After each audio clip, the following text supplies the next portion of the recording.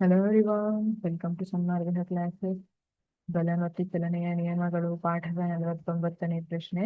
ಘರ್ಷಣೆಯ ಬಲವು ಯಾವ ಅಂಶಗಳ ಮೇಲೆ ಅವಲಂಬಿತವಾಗಿದೆ? ಘರ್ಷಣಾ ಬಲ ಯಾವ ಅಂಶಗಳ ಮೇಲೆ ಅವಲಂಬಿತವಾಗಿದೆ? ಘರ್ಷಣೆ ಬಲ ಅಂದ್ರೆ ಯಾವುದು?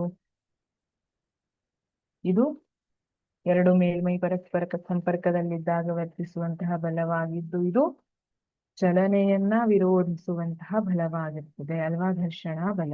ಹಾಗಿದ್ರೆ ಯಾವ ಅಂಶದ ಮೇಲೆ ಅವಲಂಬಿತವಾಗಿರ್ತದೆ? ಘರ್ಷಣೆಯ ಬಲವು ಮೇಲ್ಮೈ ಮೇಲೆ ಜಾರುವ ವಸ್ತುವಿನ ತೂಕಕ್ಕೆ ನೇರ ಅನುಪಾತದಲ್ಲಿರುತ್ತದೆ. ವಸ್ತುವಿನ ತೂಕ ಜಾಸ್ತಿ ಆದಷ್ಟು ಅದು ಘರ್ಷಣಾ ಬಲ ಕೂಡ ಜಾಸ್ತಿ ಆಗುತ್ತೆ. ಯಾಕೆಂದ್ರೆ ಜಾಸ್ತಿ ಭಾರವಾದ ವಸ್ತು ನೆಲವನ್ನ ಬಹಳ ಒತ್ತುತ್ತಾ ಇರ್ತದೆ ಅಲ್ವಾ? ನೆಲವನ್ನ ಬಹಳ ಒತ್ತುತ್ತಾ ಇರ್ತದೆ. ಹಾಗಾಗಿ ಘರ್ಷಣೆ ಜಾಸ್ತಿ ಇರ್ತದೆ.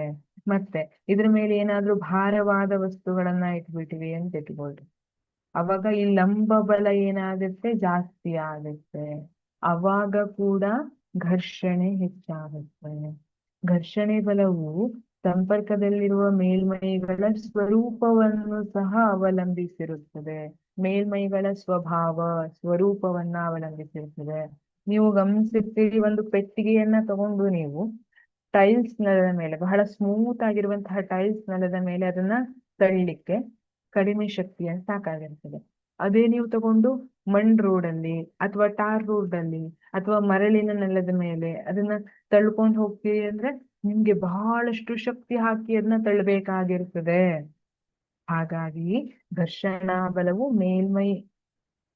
ಮೇಲ್ಮೈಗಳ ಸ್ವರೂಪವನ್ನ ಸಹ ಅವಲಂಬಿಸಿರ್ತದೆ ಅಂತ ಹೇಳ್ತೀವಿ. ಆ ಕಾರಣಕ್ಕಾಗಿ ಏನ್ ಮಾಡ್ತಾರೆ, ಚಪ್ಪಲ್ ಎಲ್ಲ ಇರ್ತದಲ್ಲ, ಶೂ ಎಲ್ಲ ಇರ್ತದೆ, ಅದರ ಕೆಳಗೆ ಒಂದಿಷ್ಟು ಸ್ಟ್ರಕ್ಚರ್ಸ್ ಅನ್ನ ಮಾಡಿರ್ತಾರೆ ಅಲ್ವಾ? ಅದನ್ನ ಚಂದ ಕಾಣ್ಲಿಕ್ಕೆ ಅಂತ ಮಾಡಿರೋದಿಲ್ಲ. ಘರ್ಷಣೆಯನ್ನ ಜಾಸ್ತಿ ಮಾಡಿ ನಡೆದಾಡುವಾಗ ಜಾರಿ ಬೀಳಬಾರದು ಅನ್ನುವ ಕಾರಣಕ್ಕಾಗಿ ಅದನ್ನ ಮಾಡಿರ್ತಾರೆ. ಯಾಕೆಂದ್ರೆ ಇದೇ ಕಾರಣ, ಘರ್ಷಣೆಯ ಬಲವು ಸಂಪರ್ಕದಲ್ಲಿರುವ ಮೇಲ್ಮೈಗಳ ಸ್ವರೂಪವನ್ನ ಅವಲಂಬಿಸಿರ್ತದೆ ಅಂತ. Thank you.